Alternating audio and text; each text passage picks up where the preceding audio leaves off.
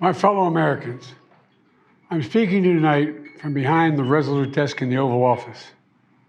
In this sacred space, I'm surrounded by portraits of extraordinary American presidents. Thomas Jefferson wrote the immortal words that guide this nation. George Washington, who showed us presidents are not kings. Abraham Lincoln, who implored us to reject malice. Franklin Roosevelt, who inspired us to reject fear. I revere this office, but I love my country more. It's been the honor of my life to serve as your president. But in the defense of democracy, which is at stake, I think it's more important than any title. I draw strength and I find joy in working for the American people. But this sacred task of perfecting our union is not about me. It's about you, your families, your futures. It's about we, the people. We can never forget that. And I never have. I've made it clear that I believe America is at an inflection point. One of those rare moments in history when the decisions we make now will determine our fate of our nation and the world for decades to come. America's going to have to choose between moving forward or backward, between hope and hate, between unity and division. We have to decide, do we still believe in honesty, decency, respect, freedom, justice, and democracy? In this moment, we can see those we disagree with not as enemies, but as fellow Americans. Can we do that? Does character in public life still matter? I believe I know the answer to these questions because I know you, the American people. And I know this, we are a great nation because we are good people. When you elected me to this office, I promised to always level with you, to tell you the truth. And the truth, the sacred cause of this country is larger than any one of us.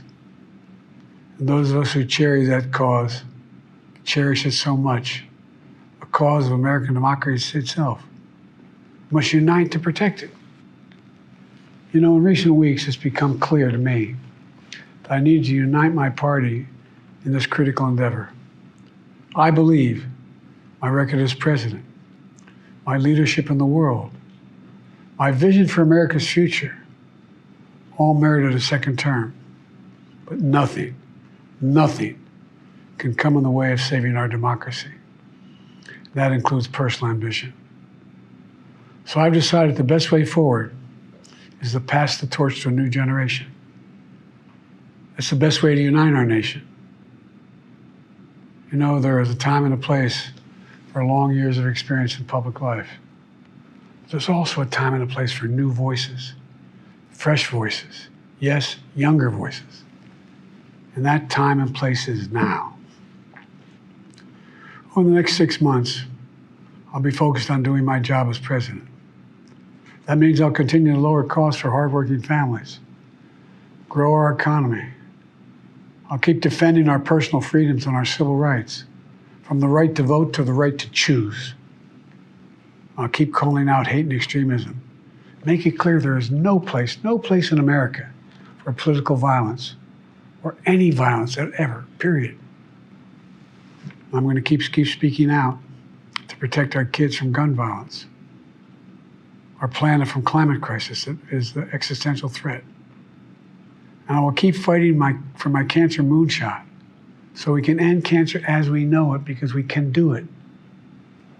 And I'm going to call for Supreme Court reform because this is critical to our democracy, Supreme Court reform.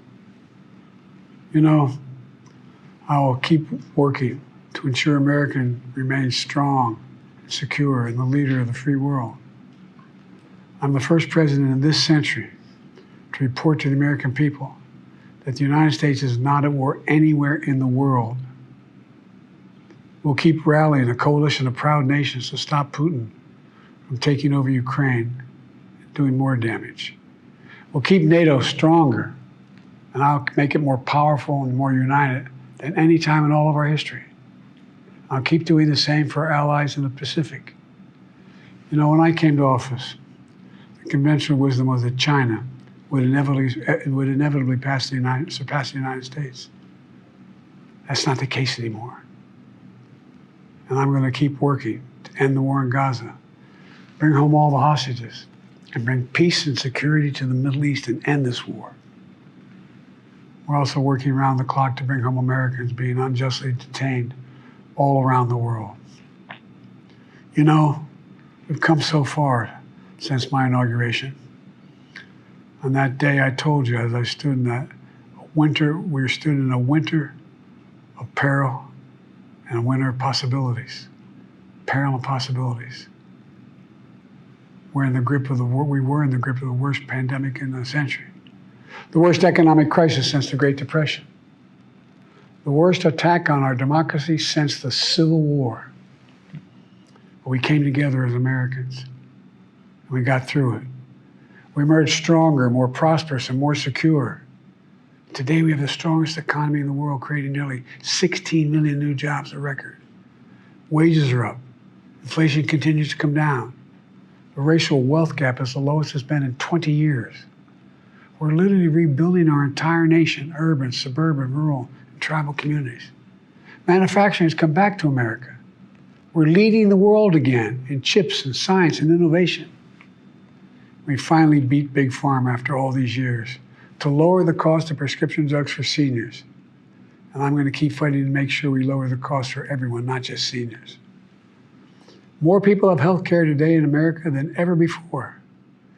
And I signed one of the most significant laws helping millions of veterans and their families who are exposed to toxic materials. You know, the most significant climate law ever in the history of the world.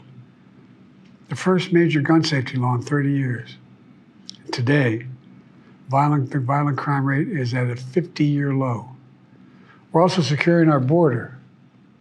Border crossings are lower today than when the previous administration left office. I've kept my commitment to appoint the first black woman to the Supreme Court of the United States of America. I also kept my commitment to have an administration that looks like America and be a president for all Americans. That's what I've done. I ran for president 4 years ago because I believed and still do that the soul of America was at stake. The very nature of who we are was at stake. And that's still the case. America's an idea.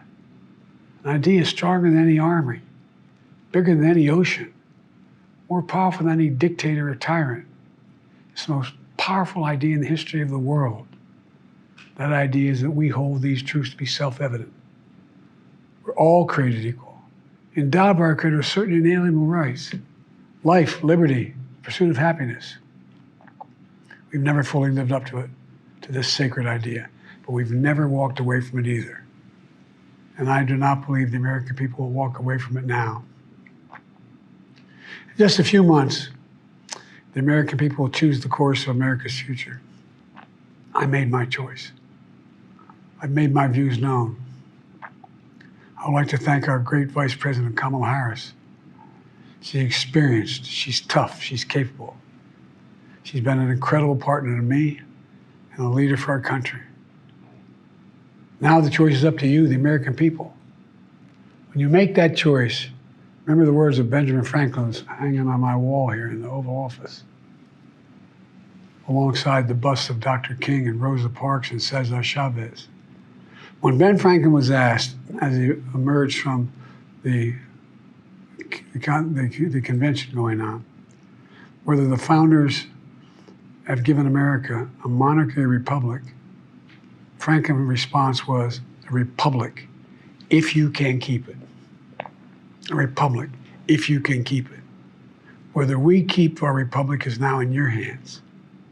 My fellow Americans, it's been the privilege of my life to serve this nation for over 50 years.